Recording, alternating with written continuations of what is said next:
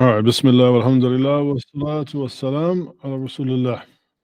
So we're going to continue with our reading of al-Muhadhdhab min al-Fiqh al-Maliki wa adillatuhu, the Shaykh Muhammad Sukhal al-Majjājī hafidhahullah. So as we said, the book is constructed on the idea of, literally in the title, al-Muhadhdhab, which means like that which prunes, right? So, you know, al-Majjājī hafidhahullah, he looked at, and this is an issue I think with the study of fiqh kind of in general, but he definitely saw the need to approach the study of the Maliki madhab in that, we have these kutub mu'tamida, we have these like major books that you would read in the Maliki madhab by, Khalil and others. And these books are extremely difficult to approach for not just a novice, but even an intermediate student, because one, they're massive, they're big, or the commentaries on them are huge. And then they've been interpreted by different students of these major scholars, as well as the mustalahat, right? The terminology used in them, it's not always clear what it means. And then also just the what we talked about, in the last class, the kathratu su'al, so it has all of these mas'ulat, all of these masail, all of these issues. And for somebody that's just like, hey, like, how do you make wudu? What do I do when I travel? Or if I'm sick, because we're going to study, today we're going to look at the bab of al-marīḍ wal-musafir. Actually, really today, just al-marīḍ. We'll do al-musafir next week. But, if I'm ill or I'm sick, how do I deal with that? And I don't want to have to read like a 19-volume work, like just to figure this out. How do I kind of get started? And to be also honest, then other texts, I think maybe in the West, became more popular, like al-Akhdari or al-Ashmawi. These texts, especially the Akhdari, is a great text by Imam al-Akhdari, rahimahullah, wonderful text, but it's not a complete work that deals with all of the ibadat, like all of the different works, acts of worship, where this book does, but it just really prunes it down to a very approachable level. So that, again, just a reminder, that is, and so he wrote the book, as we can see, right, al-Fiqh al-Maliki, and then it says what adillatuhu, also based upon its proofs. This is something that was missing from the small mutun like the Akhdari, that might take what Khalil had said, rahimullah, and then make a mukhtasar, right? Reduce it down, but then it leaves out the adillah. Well, why do we do that? Because again, like those books were really written for like atfal, or like children. What does a 6-year-old need to know? Don't ask any questions. This is how it is, and be quiet and just memorize it, and that's on, right? But for, I think, especially for Muslims in the West, who obviously with converts, people embracing Islam in their adulthood, and then the internet and this, the prolific everything under the sun is discussed. It can become difficult. So I really felt that this was a great book to begin the journey, but also because the book is written. Let me, if I can turn the camera on here for just a minute for those that can see. So if you look online, you can see here, like at the top, it will have a very short metin. Like that's like this is what it says about whatever act of ibadah, zakah, janazah, wudu, whatever. And then below it, he does give some commentary, but the style of the book is that you read through first the metin, and then you circle back around and you kind of take a look secondarily at his comments. Now, I've chosen to follow that about 70-80% of the time. I have been on occasion, as we'll see today, including some of his commentary, but also because the commentary is pretty light, right? The commentary is pretty light. So we've been through tahara, purification, that includes al-mazir wal-muzal, right? That which you can use to remove impurifications, and how to gain purification, such as water and on, and at-tayammum. And then we went from discussing al-hadath wal-khabath, right? The different types of things that either negate purification or inhibit obtaining the state of purification. Then we talked about some of the salah, what is required. Then we did the mandubat of the salah, what are the encouraged things, not wajib, not necessary, but encouraged. Last week we went, or actually then after that, we skipped ahead a little bit. We did sahu. So we discussed how to make up for deficiencies in the prayer. And then we have covered the makruhat wa mubtalat of the salah. So we covered also what is disliked to do in the prayer, as much, and then what also invalidated the prayer. So this week we're on the bab of salat al-marīḍ wal musafir. Just today we're going to be coming al-marīḍ. So we're going to go now into the chapter dealing with the prayer for one who is ill and the traveler. Today, mainly just the person that is ill. So he says, al-marīḍ wal musafir يصليان صلاة ناقصا في حياة أو في القدر لموجب العذر والرخصة. So for a sick person, right, the مريض, and also not murid. Murid is a term mainly used by people of like tasawwuf, as like an adept or a student of a shaykh, right? But marid with a dad is a person who's ill or sick. So he said, for the sick person or the traveler, both of them perform a shortened prayer in form or in quantity, li mujbi al-udhr, due to a valid excuse, right?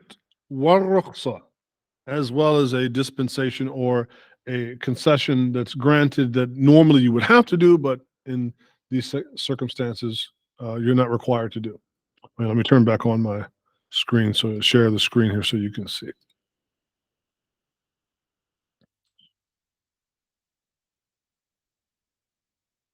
So that's it, right? So the al-marīḍ wal-musafir yusalliyani salatan naqisatan fi al-hayati أو في القدر لموجب العذر والرخصة. So that's just a general overlay of, well, what does it mean? Essentially, a safar wal mard, like when you're sick or traveling, these things will then give you a temporary dispensation to facilitate the command of having to still perform the prayer and so on. So he says, وَعَلَى مَعْنَى أَنَّ الْمَرْض. Now, we're going to go into some of his commentary that is given here. So as it relates to give a sense of what an illness is, and the legit excuses associated with عذر تسقط منه بعض فرائض الصلاة كالقيام. So for instance, when a person is sick, they might not be able to stand up, right?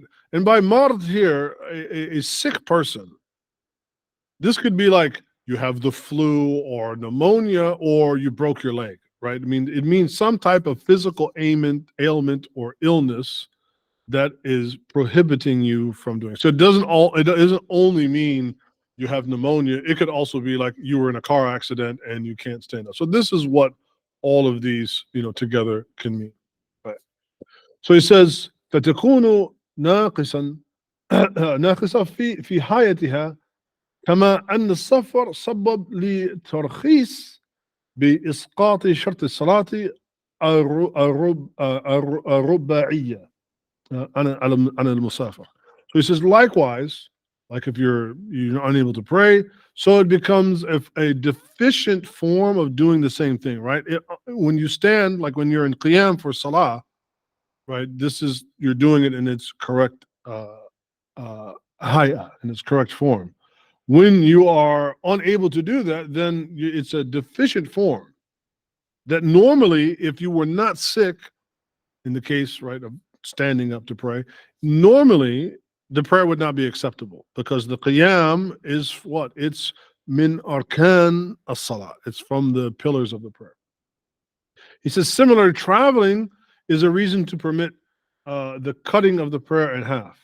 He says, كما أن السفر سبب للترخيص بإسقاط شرط الصلاة بالرباعية, right, عن المسافر. Because normally here the word رباعية meaning the prayer that has 4 units, and so you're allowed to shorten that, right, if you're praying, if you wish. It says, فإن شاء قصر إن شاء أتم.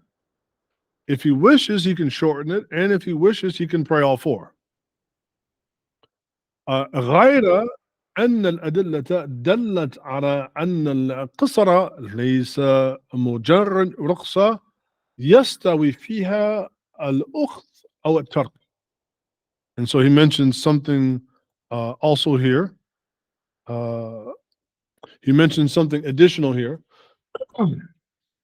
If that person so wishes, he or she could shorten, or they could pray all 4. However, the evidence indicates that shortening, and this is why I wanted to highlight, this is why I have it highlighted here in orange for those that can see online. However, right, the evidence indicates that shortening is not merely a concession.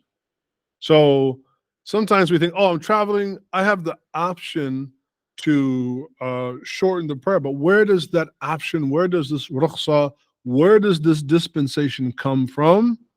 He says that it's not merely just as simply as you take it or leave it. You know, yastawi fiha al-akhadh aw al-tark, bal huwa as-sunnah. And I have highlighted this here for a reason. This only happens because the Prophet alayhi salatu salam has demonstrated this, going back to our book, right? What adillatuhu? Adillah, proofs. So when we are able to shorten our prayer, or if you broke your leg and you can't stand up and pray, and you are standing, or whether you're going to sit or lay on your side or even lay on your back, this is because the Prophet alayhi salatu salam has demonstrated this. And so what you are doing is not just an option of take it or leave it. You are practicing the sunnah. And I wanted to highlight this as something jameel, something very beautiful, but also to show the maqam, like the station that the sunnah of the Prophet ﷺ holds. بل هو السنة التي جرت مجرى الواجب.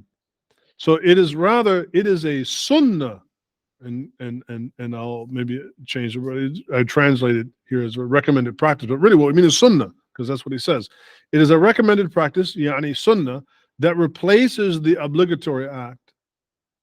فينبغي للمسافر أن يتم الرباعية إلا أن يأتم بمن يتم. So that the traveler could complete all 4, unless he decides to do it as 2, or in the other way of shortening it to 2, right? Meaning that what? It's from the sunnah.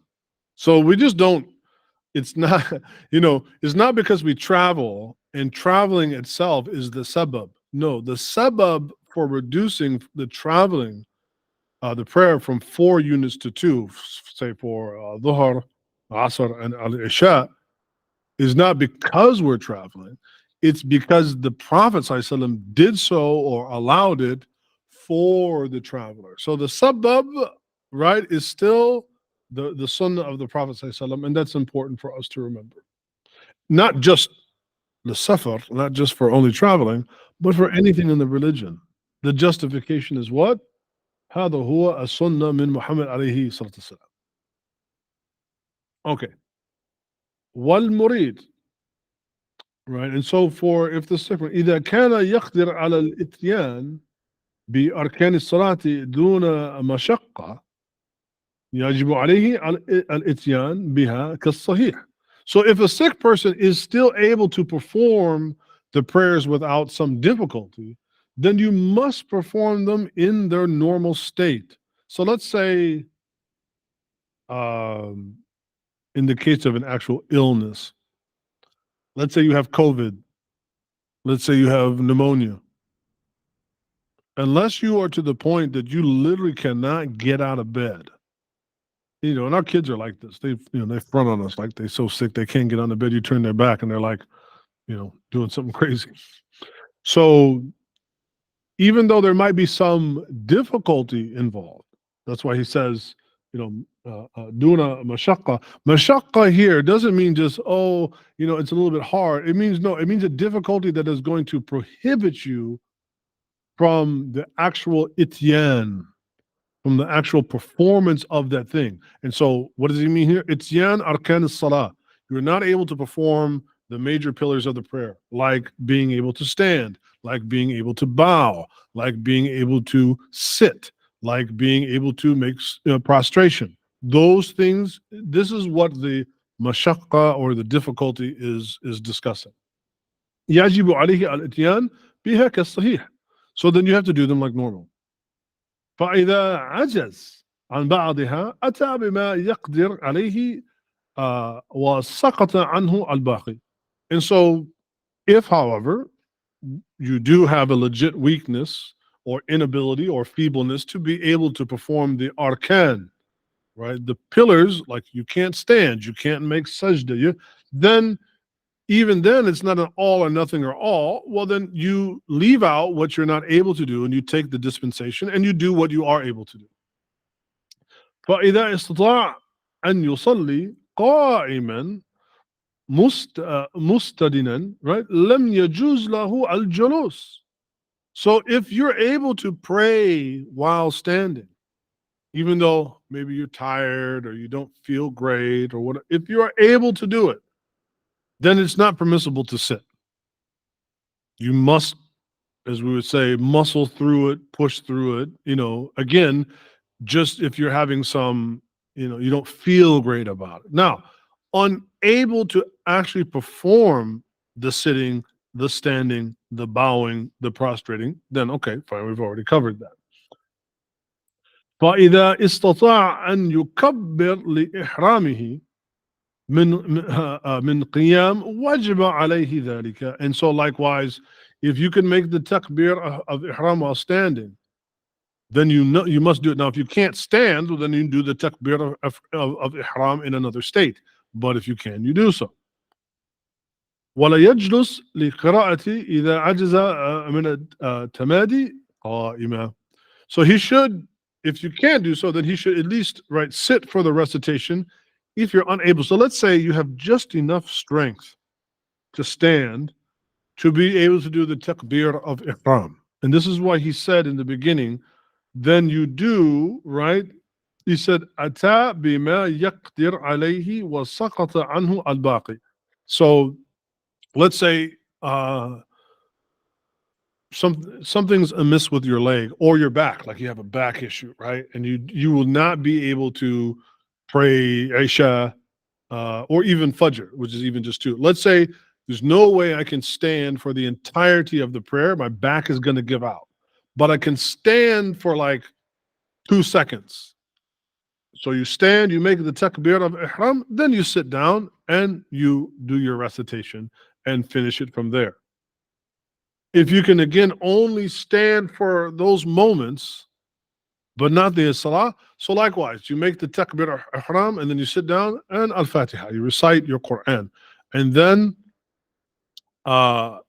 you stand up for your takbir, Allahu Akbar, and if you can, you make your ruku'. If you can't do that, you sit back down and then you make your ruku'.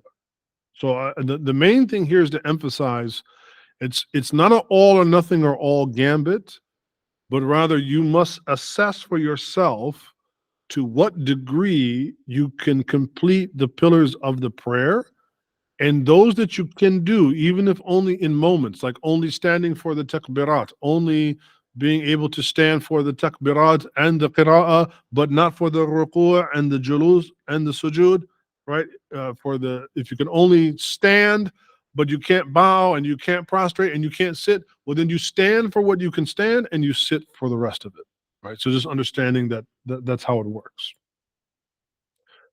ويجلس متربعا في حال القراءة والركوع. So here's the thing about sitting. I know this is going to be, I'm glad there's actually, alhamdulillah, I feel safe saying this mostly online. So I know the tendency is for people to sit in a chair. But when the Quran talks about قائما أو قاعدا على جنوبهم, like standing, sitting, or laying on their side, the sitting part, قاعدا, right? This julus, it's not necessarily that you sit in a chair. So he says, وَيَجْلُسُ مُتَرَبِّعًا فِي حَالِ الْقِرَاءَةِ وَالرُّكُوعِ وَيَجْلُسُ عَلَى صِفَةِ الْجُلُوسِ السَّابِقَةِ فِي حَالِ التَّشَهُّدِ وَبَيْنَ السَّجْدَتَيْنِ. So you sit cross-legged, meaning you would sit on the ground, and you sit cross-legged on the ground, not in a chair necessarily, as the Muhadhdhab is the preferred, right? And you sit in the manner mentioned earlier, like for tashahhud or between the two prostrations. But in ajaza an al-julus, now if you're not able to sit like that, here's the thing. He said, فَإِنْ عَجَزَ عَنِ الْجُلُوسِ صَلَّى عَلَى جَنْبِهِ كَمَا فِي الْحَدِيثِ الْأَيْمَنِ فَالْأَيْسَرِ. And so he mentions again, adilla, what? This is what the Prophet ﷺ said. So one, the way to actually pray sitting is to sit down on the ground, not in a chair, but sit on the ground, cross-legged, right? Now, if you can't do that, then you should lay on your side and do the prayer. Awwalan al-ayman, on the right side. If you can't lay on your right side due to a condition or ajaz, like some whatever, then on your left side. Mustaqbilan al-qibla, still facing the qibla. And then he says, غَنَا عَجْلَ صَلَّى مستلقيا على ظهره وبجاره إلى القبلة. And if you can't do that, then you pray on your back, laying down on the ground with your feet directed towards the qibla. And see, already I got a question now. I'm gonna catch some heat for this one. Bismillah. I think Ishaq, you had a question. You gotta unmute yourself though.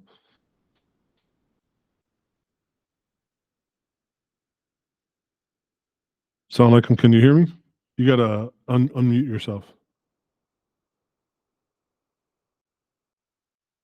All right. Well, when you're able to get your mic working, let me know, or you can even just type it in. You can type your question in the box, and I'll just proceed until I see or hear your question. So again, I know a lot of people want to sit in a chair. That is not what the Prophet alayhi salatu salam instructed. I know that's what we do normally, and I'm not going to we're not going to get into your salah is invalid, but oh, here it said you can't unmute for some reason. Let me see here. Yeah, I can't unmute you either. Just go ahead and type in your question, and inshallah, I'll try to answer. I know that's what we see when we come in, and there's a lot of people too. Again, I think the part that's missing from this is the juhud, the struggle. And I'm not trying to beat anybody when I'm down. I see a lot of older people praying in a chair, like by default, that just because of their age, they get to sit in a chair. It might be a little bit difficult for you. And I'm not trying to hammer on the uncles and aunties. I'm just simply saying that if we're really interested in obeying Allah and obeying the Messenger, Allah wa ati'u Rasul, and we're interested in really praying according to the Sunnah, Sallu kama ra'aytumuni usalli, pray as you see me pray, meaning with also how he directed us to pray in those non-optimal cases, then this is how it works. I know it might be startling for some people. I mean, if I can't pray standing up and I can't pray sitting even on the ground, you mean I pray on my back with my feet towards the qibla? Hada huwa. This is exactly what it is. Let me see really quick for some reason. Okay, here we go. If you have some deficiency preventing you from making all movements, can you still pray as imam when in jama'ah, or do you relinquish that role to one who can fully perform the prayer? So again, it's not an absolute. It is permissible, but not ideal, because again, the imam is the one that should lead the prayer. Now, the proof of this is that, for instance, the Prophet ﷺ, right before he passed away, was not even able to leave the house. And so he instructed Abu Bakr as-Siddiq radiallahu anh to lead the prayer. It's not that the Prophet ﷺ himself still didn't do his prayer, but he let him in. He allowed Abu Bakr to lead the prayer in his absence, due to his inability to lead the prayer in a way that would be, as he says, fis sahih, like in the optimal way. Now, let's say, I don't know, there's nobody else that can do it. Like you're at home and it's just you and your wife and your daughter, and it's not optimal. Yes, you still can. It's not that you can't. You still can do it. And obviously, the ones that are following you, they pray in the normal way. They all, just because you're sitting or laying down or what, they don't do the same. They, so you can, but it's not optimal. It would be, if possible, to have a delegate lead the prayer, and then you pray with them in the way that allows you to. He mentions here al-Majjājī. He says, قال النووي رحمه الله هذا من قواعد الإسلام. This idea here, and actually I think, is my slide out of, let me see. Well, yeah, okay. So I'll still go ahead. I think it's a little, but we can do it. So he mentions some commentary about Imam Nawawi. May Allah have mercy on him in this context, which is هذا من قواعد الإسلام المهمة. This idea, right, of still doing the prayer to the best of your ability and making the best out of a set of circumstances. He says this is from the very foundations of Islam and of the most important of them. ومن جوامع الكلم التي أعطيها عليه صلاة السلام. And so this is from also the most important words that the Messenger alayhi salatu salam has uttered and has told us to do. And so this is what is extremely important. ويدخل فيه ما لا يحصى من الأحكام. And this encompasses almost innumerable commandments and injunctions in Islam, كالصلاة بأنواعها, like doing the prayer in its various forms. فإذا عجز عن بعض أركانها أو بعض شروطها التي بالباقي، وإذا عجز عن بعض أعضاء الوضوء أو الغسل الغسل الممكن. So likewise, if one is unable to perform some of the pillars or conditions under which the prayer is done, then you do what you're capable of doing, and you know what you're not, you do to the best of your ability. Similarly, if someone is able to wash all the parts for wudu or ghusl, then they do what they wash and they do what's permissible. And we covered this earlier in the chapter about wudu and ghusl for a person that has a wound or is sick. Then you do what you can. مثلا he says وإذا وجد بعد ما يكفيه من الماء لطهارته أو غسل النجاسة فعل الممكن. So likewise, you need water to make wudu or cleaning some impurities, then you use what's available, right? You use what's available.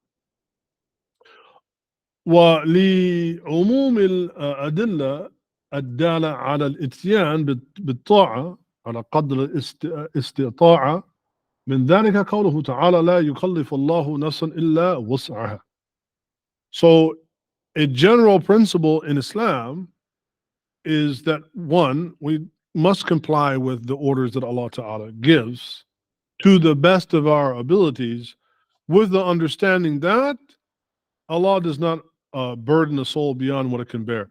This is important too, because there are some people that when it comes to the ahkam and the arkan of the deen, like to different commandments or to different injunctions, and whether a particular act in the religion or just obedience in general, they will harm themselves by forcing themselves. So I was just saying about the older people that pray automatically sitting down. Likewise, there are some older people that punish themselves in their ibadah, in their well-intended, attempt to be compliant with Allah's commands.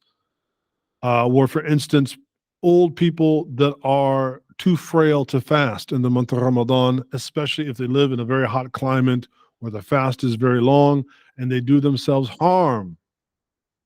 La yajuz. It's not permissible.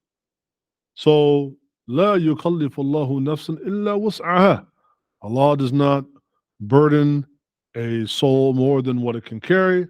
And then also in the verse, fattaqullaha mastata'atum, have fear and reverence of Allah, fear Allah, obey Allah as much as you are capable of doing so. As much as you are capable doesn't mean like, well, I make a little bit of sin.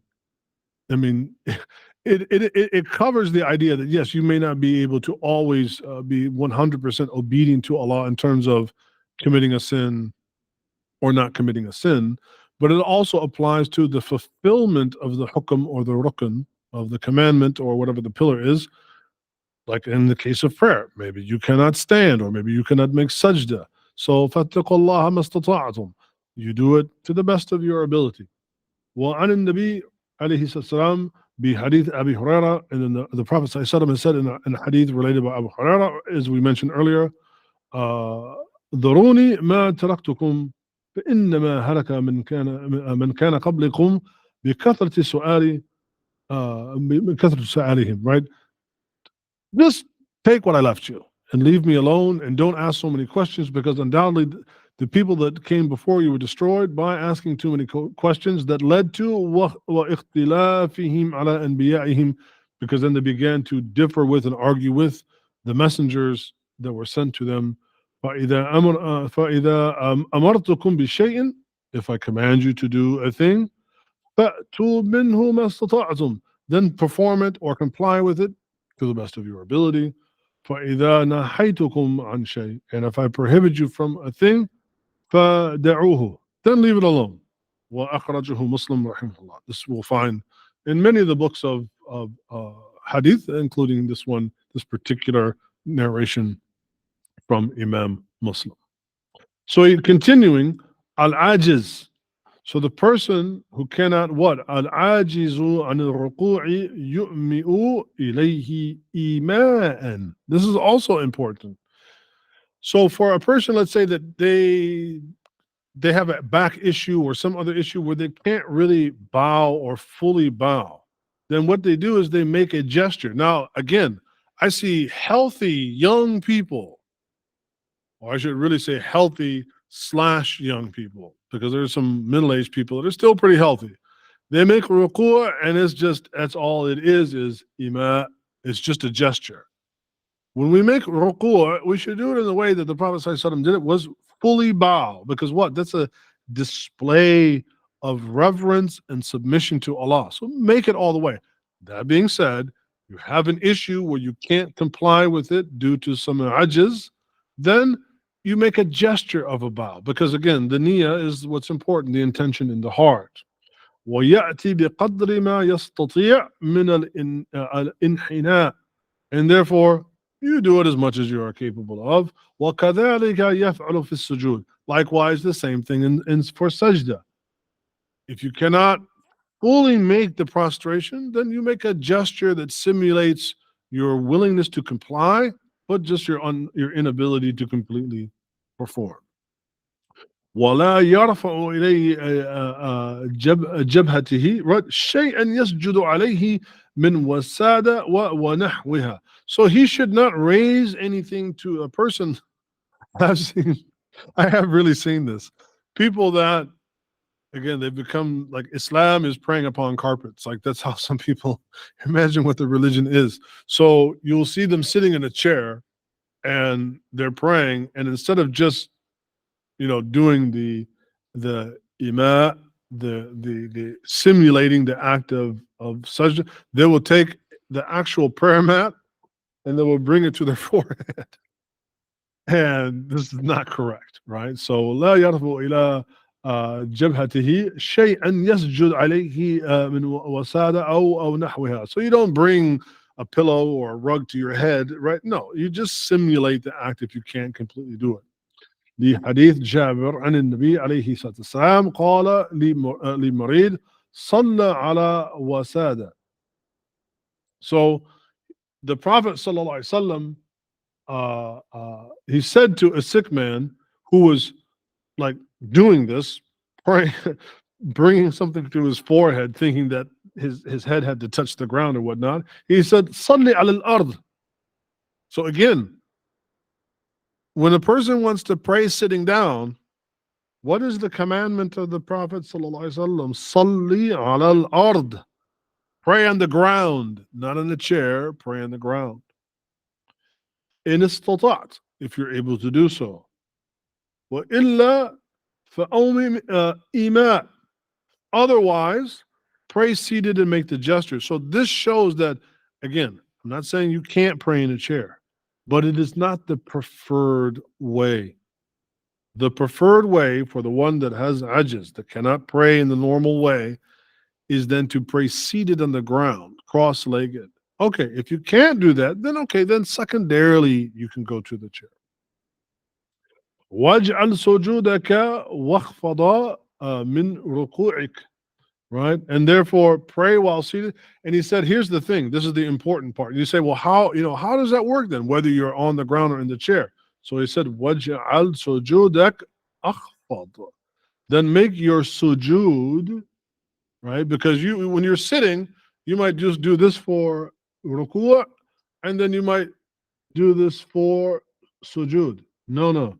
He said, what? Make your sajda lower than what you make your ruku'. So you also have to pay attention to the details, even when sitting. Just like if you're praying in the normal way, when you bow, your bow is not as deep or low as actually sajda because you're all the way on the ground. Likewise, if you are forced to pray in a compromised position, then make your ruku' lighter, or as he said, make your sajda lower than what your ruku' is. وأخرجه البيهقي relates this one. ويصلي الصلوات في أوقاتها. This is the other thing. Just because a person is sick, right, or again, just dealing with the sick person, you still have an obligation to pray all of the prayers in their correct times. And we know عند المذهب في وقتين, right? al-Mukhtar wad-Dururi. That means that you still adhere to the idea of you pray the prayer in its earlier preferred time and only delaying مع عذر صحيح, only if you have a legitimate reason to delay.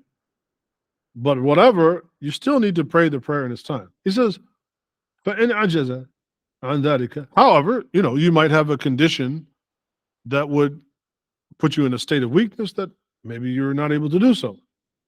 لإغماء يناوبه ونحوه صلى الظهر لآخر وقتها الاختياري.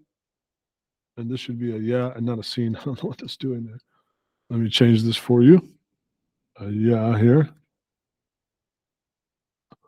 Right. So likewise, you're going to pray Salat al-Dhuhr, right?